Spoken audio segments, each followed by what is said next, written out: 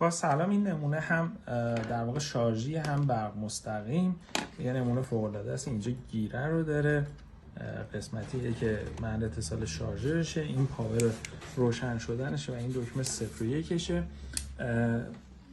LED که داره 4 هسته‌ای ژاپنیه، قسمت سریش قابل چرخشه، پایه هایی که داره میتونه باز بشه و در واقع روی سطح قرار بگیره و شما زاویه رو بدین به سمتی که میخواین کارشناسی رو داشته باشین.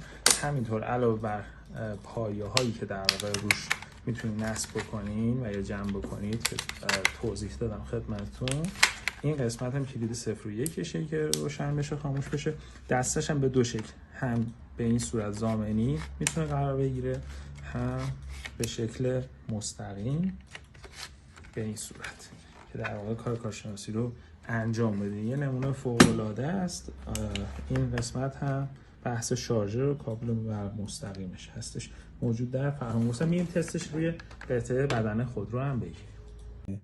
نمونه ای که در واقع دکمه پاورش رو میزنم، کلید 0 و 1 رو میزنم، LED ژاپنیش روی بدنه این خودرو قرار میدم. همونطور که حالا مشاهده میکنین قسمت هایی که در واقع شدت نور تابش رو به راحتی داره به ما روی این سر نشون میده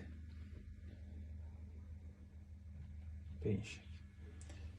شدت نورش فوق العاده است، هم شارژیه هم برق مستقیمه. این نمونه در واقع شارژیشه که من دارم استفاده میکنم. خاموش بکنم میتونم با زدن کلید پاور و اتصال برق مستقیمش رو استفاده بکنم.